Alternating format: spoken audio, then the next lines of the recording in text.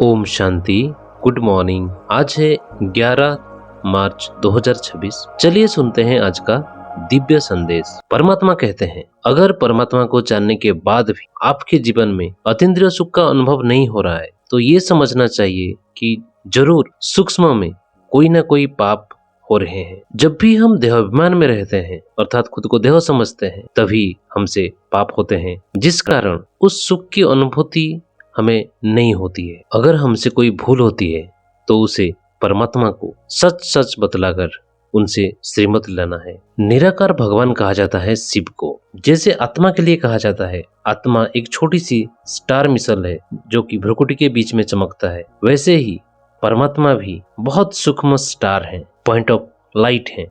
भगवान को हम पुकारते थे, हे पतित पावन आओ, परंतु वो हमें पावन कैसे बनाते हैं ये किसी को भी नहीं पता। तो पतित पावन एक ही बाप है जो कि स्वर्ग का रचयिता है और उन्हें याद करने से ही हमें स्वर्ग की बादशाही मिलती है।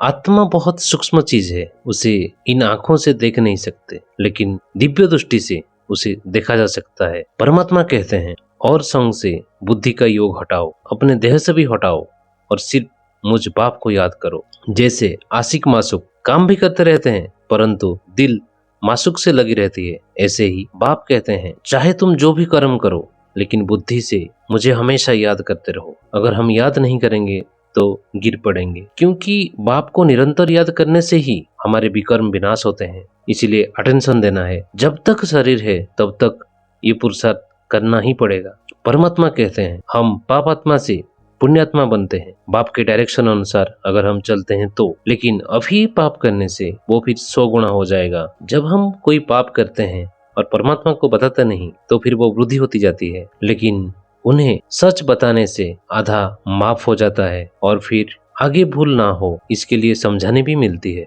परमात्मा कहते हैं सच्ची दिल से बाप को याद करो, क्योंकि कर्म तो करना है। बुद्धि योग बाप से हमेशा लगा रहे, हाथ काम तरफ और दिल परमात्मा की तरफ। जो पाप कर्म करते हैं उन्हें अतीन्द्रिय सुख कभी मिल नहीं सकता।